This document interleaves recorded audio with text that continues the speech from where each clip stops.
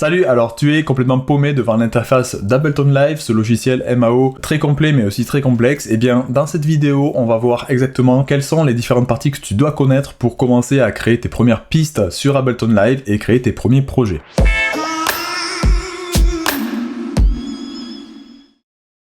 On va commencer par voir les grandes parties de l'interface, et déjà tu vois, quand tu ouvres Live, tu atterris sur cette interface là qui est la vue session. La vue session, c'est tout ça, et si tu regardes bien le logo de Live, c'est 3 bandes comme ça et 3 bandes comme ça, il me semble, et en fait ça reprend, tu vois ici où est ma souris en haut à droite, tu as deux visions de la musique dans Live. C'est la vision horizontale d'un séquenceur, on va dire, normal, et tu as une vision un peu particulière qui est vraiment propre à Live, qui est une vision verticale. Dans une vision horizontale, t'as tes couplets et tes refrains qui vont suivre le temps de gauche à droite. Ici, dans la vision verticale, tu vas voir tes couplets et tes refrains qui vont être mis de haut en bas. Donc ça, c'est bien pour le live, et c'est bien aussi pour la composition, parce que tu peux organiser tes idées sous forme de matrice, sous forme d'un tableau, tu sais, souvent lié à des contrôleurs MIDI comme le push, ou le Launchpad Navigation, qui sont des sortes de trames de plein de pads là, comme ça, qui te permettent de lancer des idées à la volée. Donc c'est bien pour le live, c'est bien aussi pour la création en home studio, je détaillerai ça dans une autre vidéo, mais cette vue session t'apporte aussi autre chose, elle t'apporte tout le côté simulation d'une console de mixage. Donc tu vois ici avec des pistes, là on a 4 pistes, on a 2 pistes MIDI, 2 pistes audio, et tu vois sur les pistes audio, là ici tu as des contrôleurs à glissière qu'on appelle des faders, et qui permettent de contrôler le volume de la piste. On a aussi de quoi contrôler la panoramique, histoire de balancer dans la stéréo à gauche ou à droite tes différentes pistes, et puis après tu as des contrôles, tu peux activer, désactiver la piste, la mettre en solo pour qu'on entende que cette piste et éteindre les autres, ou alors armer la piste, ça on va le voir tout à l'heure, ça sert à dire au logiciel Ableton Live, je veux enregistrer sur cette piste là. Donc sur cette vue session, tu vois les pistes qui sont alignées verticalement, et toutes tes pistes audio et MIDI que tu vas empiler, elles vont être ici, et ici c'est la dernière piste, c'est la piste master, c'est en fait le son de toutes tes pistes va se regrouper et sortir sur cette dernière piste. Donc en gros, si tu touches le volume de la piste master, eh bien tu vas toucher le volume de l'ensemble de ton projet. Donc ça c'est le premier bloc, c'est la vue session. Ensuite on va voir ici à gauche, c'est ta bibliothèque, et dans ta bibliothèque tu as 3 sous-parties. Tu as les collections, les catégories et les places. Les collections, c'est des raccourcis. C'est-à-dire que dans ta bibliothèque, tu vas avoir des sons, tu vas avoir des instruments virtuels, tu vas avoir des effets, et les collections, ça va te permettre de sélectionner parmi cette myriade d'outils, en fait, sélectionner ceux que tu préfères et les mettre dans un rangement particulier. Donc en un clic, par exemple, tu vois, si j'ai un instrument, voilà, Das Funk, là, c'est un instrument qui me plaît bien. Si j'ai envie de le classer, ça a l'air d'être une basse, dans basse, qui me plaît bien, eh bien j'aurais juste à cliquer là, et après j'aurais juste à le retrouver ici dans basse, et ça te simplifie énormément la recherche de ce qui te plaît toi, d'accord? Ensuite tu as les catégories, et les catégories c'est les différentes sources sonores que tu vas pouvoir trouver dans Live, les différents instruments et les différents effets.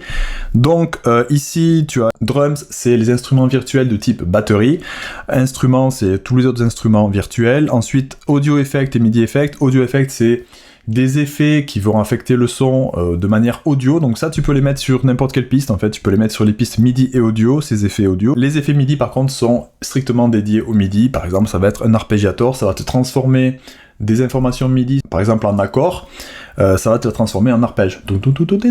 Ok, donc par exemple, voilà, t'as différents effets MIDI à tester. Ensuite, Max for Live, ça c'est quelque chose d'assez particulier parce que c'est pour développer des effets ou des instruments dédiés à Ableton Live. Donc ça, on va pas y rentrer dans le détail, c'est vraiment quelque chose d'assez avancé. T'en as pas besoin pour commencer, surtout que Live est fourni quand même avec sa version intro, avec des instruments et avec des effets qui te permettent vraiment d'aller très loin. Donc t'as pas besoin de Max for Live. Plugins, c'est pour rajouter des instruments ou des effets qui viennent de l'extérieur, donc des petits programmes additionnels que tu vas venir rajouter à Live. Encore une fois, au début, t'embêtes pas trop avec ça puisque Live est déjà bien fourni, mais dans le futur, voilà, tu pourrais investir dans des petits plugins. Et après, clip et sample, c'est des échantillons sonores, c'est des choses qui existent déjà. Ça peut être clip, tu vas pouvoir aussi trouver des échantillons MIDI, c'est-à-dire des séquences MIDI qui sont déjà programmées avec l'instrument virtuel qui va avec, et avec lequel tu vas pouvoir commencer à composer des choses. Donc c'est des petits bouts de puzzle, voilà, que tu vas pouvoir utiliser pour faire tes propres productions. Ensuite, la troisième partie ici, c'est place, c'est là où tu vas retrouver les raccourcis vers tes dossiers, vers ton disque dur. Donc par exemple, moi j'ai plusieurs dossiers. Le dossier projet par exemple, c'est un dossier dans lequel j'ai toutes les musiques que j'ai travaillées avec Ableton Live, et du coup j'ai accès à tous mes projets en un seul clic, sans passer par du fichier, etc., etc. Là t'as tout ici en direct avec des raccourcis de tes dossiers importants. Et pour finir la partie bibliothèque, il y a aussi la barre de recherche qui est super pratique. Admettons que je cherche un sample avec des batteries, je vais taper en anglais drum et je vais aller chercher dans les samples, et là boum, je atterris avec tous les samples dans lesquels il apparaît le mot drum. Voilà, et là je peux les écouter en direct. Voilà, donc c'est hyper pratique. Ensuite, en bas à gauche, tout en bas à gauche de ton écran, tu as quelque chose de super important que tu actives ou désactives grâce au petit triangle là que tu as tout en bas à gauche, et c'est l'aide en ligne. L'aide en ligne, c'est génial, surtout quand tu démarres, parce que tu as juste à pointer quelque chose avec le curseur de ta souris pour qu'il te dise à quoi ça correspond. Par exemple, si je pointe mon curseur sur ce bouton là, eh bien il va te dire c'est le bouton d'enregistrement d'arrangement, tu cliques dessus et tu commences à enregistrer sur une piste. Voilà, donc il t'explique tout en détail. Là c'est le bouton stop, etc., etc. Moi je te conseille de le laisser activer, donc d'appuyer sur le petit triangle en bas si c'est pas déjà fait, et de le mettre en visu, ça prend pas beaucoup de place et ça va énormément t'aider. Ensuite tu vas trouver juste à droite de cette petite fenêtre d'aide en ligne, tout cet espace là où il y a marqué déposer ici les effets audio, ou alors si tu cliques sur une piste MIDI, il te marque déposer ici un instrument ou un échantillon. Donc ça c'est tout simplement là où tu vas venir déposer tes instruments virtuels et tes effets sur tes pistes. Tu vois, si tu sélectionnes une piste MIDI par exemple, je peux prendre un instrument, alors on va mettre une batterie par exemple, on va mettre, allez, cette batterie là, hop, je la fais glisser sur la première piste MIDI, et immédiatement, boum, tu vois, il y a un instrument qui s'affiche en bas, et je vais pouvoir... Voilà, je vais pouvoir jouer avec cet instrument directement. Alors tu vois, tant que t'as pas rajouté sur une piste MIDI, tant que t'as pas rajouté d'instrument, eh bien la piste MIDI s'affiche avec des pointillés jaunes là, et ça fait absolument rien du tout, ça fait pas de bruit en fait, hein, parce qu'il n'y a pas d'instrument derrière. Donc on va rajouter un instrument, on va dire je veux une basse. Allez, on va dire je veux cette basse, je la fais glisser, hop, voilà. Ok, pour jouer de l'instrument sur une piste MIDI, il faut armer la piste avec ce petit bouton qui devient rouge.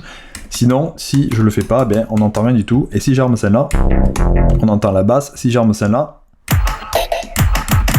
on entend la batterie. Ok, donc ça c'était pour insérer un instrument virtuel sur une piste MIDI. Maintenant, on va voir comment on fait pour insérer des effets audio. Donc comme je te disais, les effets audio, tu peux les mettre sur n'importe quel type de piste MIDI ou audio. Par exemple, on va mettre un delay. Voilà, qu'est-ce que ça fait si je mets un delay? Hop. Voilà, ça fait un écho. Au fur et à mesure que tu vas rajouter des effets, ils vont se mettre de gauche à droite. Et le truc qui est super avec Ableton Live, c'est que contrairement aux autres logiciels, tu as tout le temps en vue tes instruments et tes effets. Regarde, là, je suis sur cette piste-là, il m'affiche l'instrument de la batterie plus le delay qu'on vient de rajouter derrière. Et puis, lorsque je me mets sur la piste de basse, il m'affiche en bas l'instrument de la basse, et je peux y mettre par exemple un flanger juste derrière. Et donc, ce qu'il y a de super, c'est que tu les as tout le temps en vue, comparé aux autres logiciels MAO, pour lesquels il faut en général que tu cliques pour que ça ouvre une fenêtre, et ensuite dans la fenêtre, tu as ton effet, tu peux toucher les paramètres, et après il te faut fermer la fenêtre. Là non, là tu as directement tout qui est sous la main, et tu peux directement toucher les paramètres, ça va hyper vite. Et puis après voilà, tu peux rajouter des effets, tu vois, si je rajoute plein d'effets, voilà, je peux les mettre les uns à la suite des autres, et ça prend pas beaucoup de place, ils sont vraiment optimisés pour prendre le moins de place possible, parce que à la base c'est pensé pour du live, mais c'est génial aussi pour le studio. Et maintenant qu'on a vu ça, on va voir le deuxième type de visualisation de ta musique dans Ableton Live. Donc il y a la visualisation verticale, mais celle que je te conseille d'utiliser au début, c'est la visualisation un peu plus classique qui est horizontale. Donc c'est un séquenceur, on appelle ça un séquenceur, hein.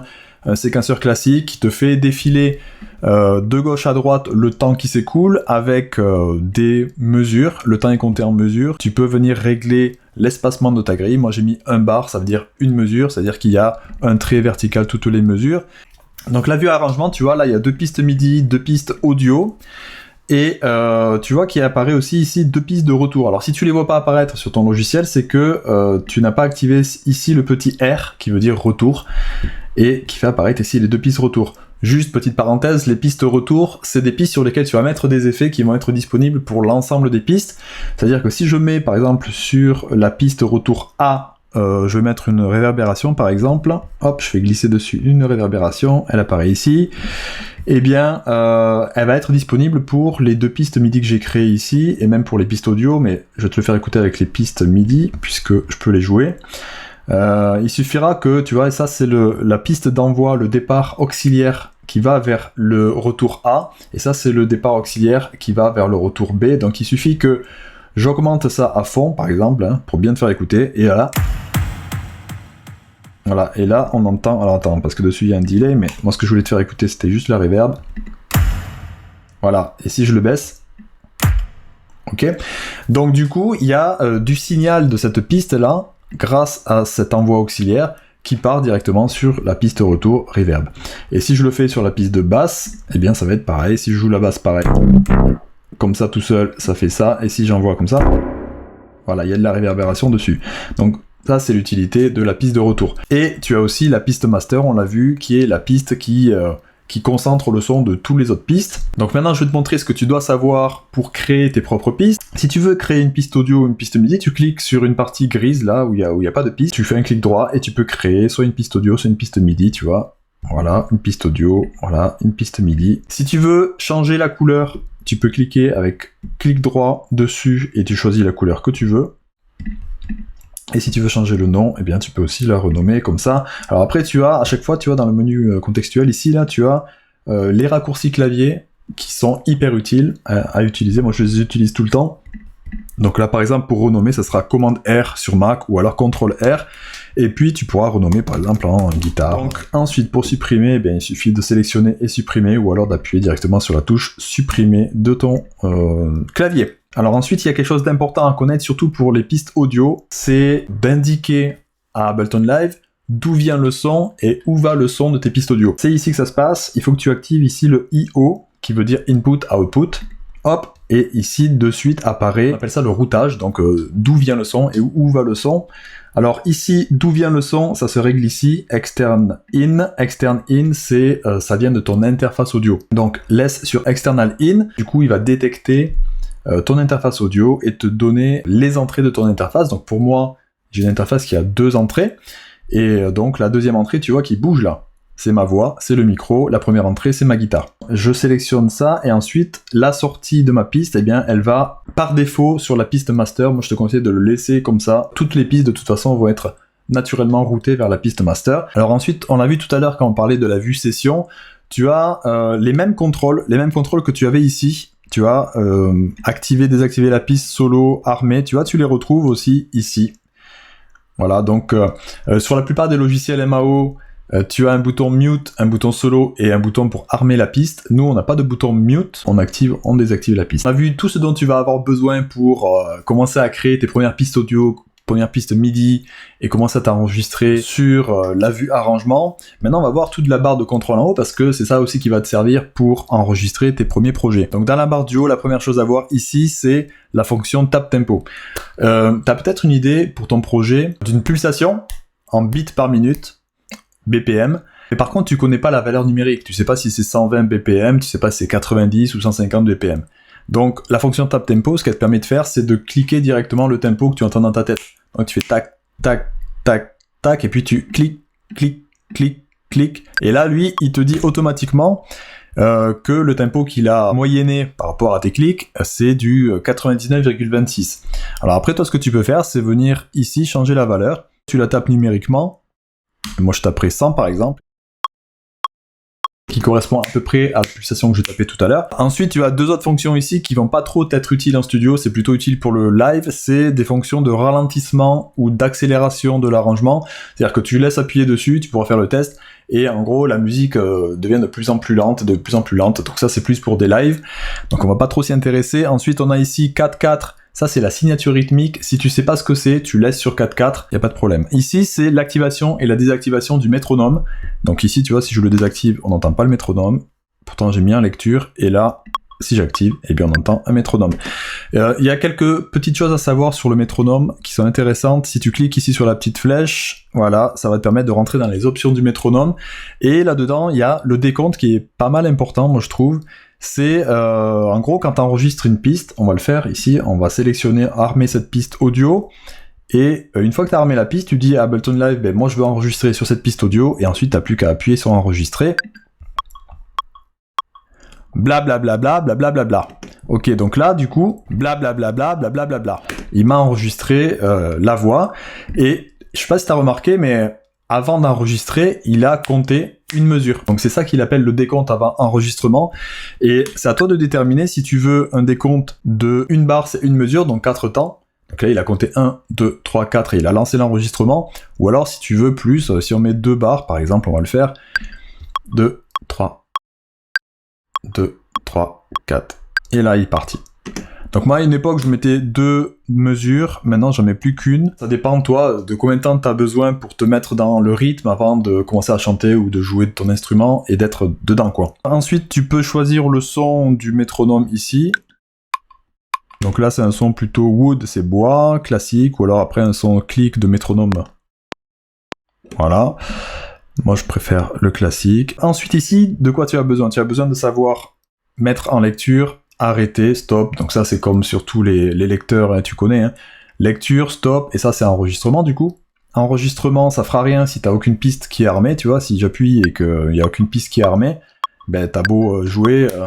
taper dans tes mains, il va rien se passer. Et ensuite ici tu as des petits chiffres et ça correspond à un repère temporel. En fait ça correspond à la mesure à laquelle tu es. Le premier chiffre c'est la mesure, le deuxième chiffre c'est le temps, et le troisième chiffre c'est une division de ce temps. Donc par exemple ici, je suis à la mesure 5, le temps 1, et si je fais avancer,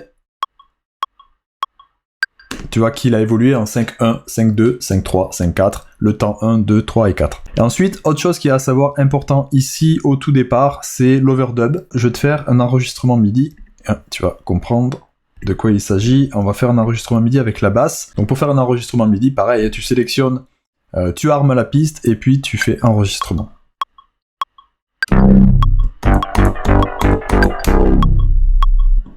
On va enlever le flanger là parce qu'il fait beaucoup de bruit. On va enlever le métronome aussi parce que j'ai pas du tout joué en rythme. Donc là, voilà, j'ai enregistré ça et j'aimerais maintenant rajouter juste quelques notes dessus, mais j'ai pas envie d'effacer ce qu'il y a ici. Donc si je sélectionne pas ça, voilà ce qui va se passer. Le nouvel enregistrement en fait va venir écraser celui qui existait avant. Donc là, je fais annuler, CTRL Z ou commande Z. Et ce qu'on va faire, c'est on va appuyer sur le petit plus qui est la fonction overdub, qui veut dire en gros enregistrer par-dessus, et ça va me permettre d'enregistrer d'autres notes additionnelles par rapport à ce premier enregistrement sans enlever les notes que j'avais préalablement enregistrées. Donc on va le faire ici.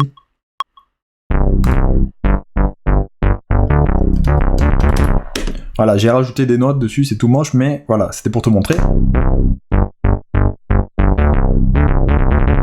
Donc ça c'est la fonction overdub, ici le petit plus. Et ensuite, bon, les autres fonctions, c'est des choses un peu plus avancées, on les verra plus en détail dans d'autres vidéos. Ensuite, la dernière fonction qu'on va voir, c'est cette barre là, horizontale, qui est une sorte de repère temporel, et qui va nous servir à boucler une partie de notre arrangement. Par exemple, on va prendre des samples déjà tout faits. Voilà, je vais prendre, tu vois, dans ma bibliothèque, je prends des clips et je prends des samples déjà tout faits. Je prends n'importe quoi, hein, au hasard, on va prendre ça. Non, ça c'est nul parce que ça va pas être assez long. Allez, on va prendre ça.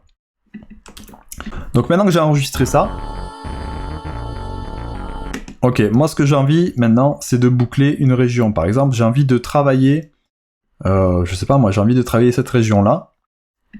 Ok, donc je vais venir placer mon curseur, là, placer ma petite barre horizontale, qui va prendre juste cette partie-là. Et là, je vais lui dire, eh bien, tu vas boucler cette région-là. Et maintenant, ce qu'il va faire, c'est qu'il va le mettre en lecture en boucle, indéfiniment.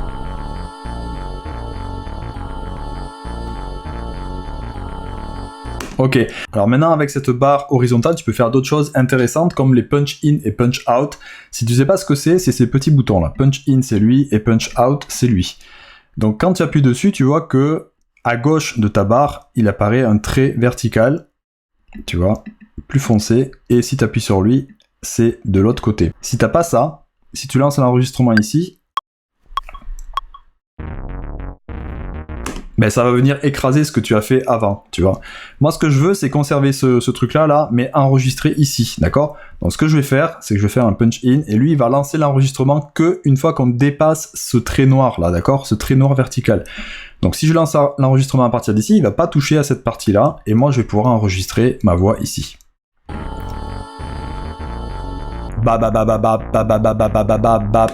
Ok, donc ça donne ça maintenant.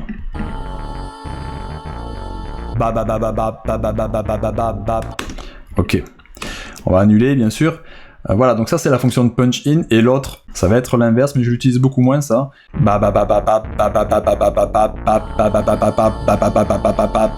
Ça va enregistrer jusqu'à ce que ça arrive sur cette marque verticale. Ça c'est le punch out. Voilà, donc on a fait le tour, on a vu à peu près tout ce qu'il y avait là-haut. Il nous reste plus qu'à voir la partie supérieure droit là-haut. La première fonction, c'est la fonction crayon. J'ai fait une petite séquence de notes rapidement, et tu vois, j'ai créé les notes en double-cliquant et puis en étirant pour donner la durée de la note.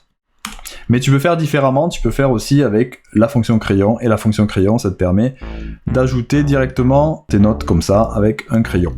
Ensuite, la fonction qui est juste à côté, c'est un truc que j'utilise absolument tout le temps, c'est de dire à Ableton Live, je veux utiliser mon clavier AZERTY ou mon clavier QWERTY, enfin ton clavier avec des lettres dessus, tu sais, ton clavier d'ordinateur, comme étant un clavier musical.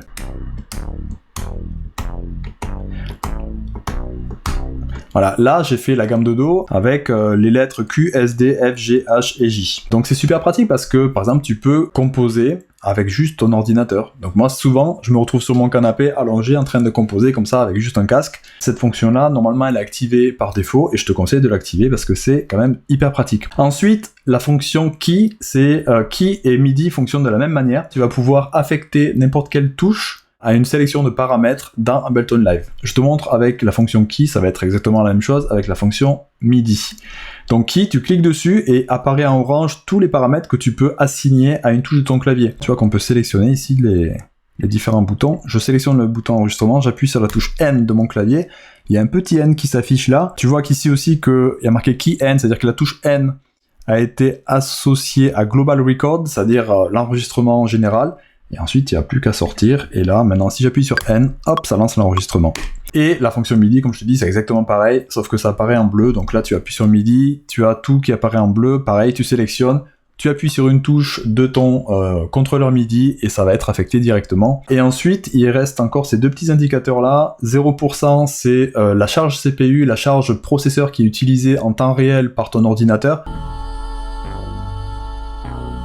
Ok, 5-6%. Ça dépend du nombre d'instruments virtuels que tu utilises à la fois et du nombre d'effets audio que tu vas utiliser aussi. Au bout d'un moment, tu vas atteindre des valeurs qui vont se rapprocher de 100% et tu vas voir ton projet qui va de plus en plus brouter. Si tu utilises trop d'instruments virtuels et trop d'effets, eh bien, tu peux te retrouver à monter rapidement dans la charge processeur. Donc moi, ce que je te conseille, c'est dans ce cas de transformer tes pistes MIDI en pistes audio. Et ensuite, lorsque la charge processeur sera vraiment insupportable pour live, et bien lui il va te le montrer en faisant afficher le petit D, il va s'afficher en rouge, c'est-à-dire que là il en pourra vraiment plus, il faudra que tu fasses quelque chose. Voilà, donc on a fait le tour de l'interface de live. Moi ce que je te conseille, c'est vraiment de commencer par la vue arrangement parce que c'est la plus simple à appréhender. Tu connais maintenant l'essentiel à savoir sur l'interface d'Ableton, les grandes parties, et puis surtout tout ce dont tu vas avoir besoin pour enregistrer tes premières pistes MIDI audio et commencer à pratiquer. Si tu as des questions, pose-les dans les commentaires parce que je continuerai d'autres vidéos selon les sujets qui seront demandés. Et si tu veux aller plus loin sur le sujet, dans la description, tu as un lien pour télécharger un guide PDF qui t'apprendra comment enregistrer tes pistes MIDI, comment enregistrer tes pistes audio et comment maîtriser les 4 outils principaux utilisés par les ingénieurs du son pour mixer et qui sont fournis directement dans Ableton Live. Moi, en attendant, je te dis à la prochaine. Salut!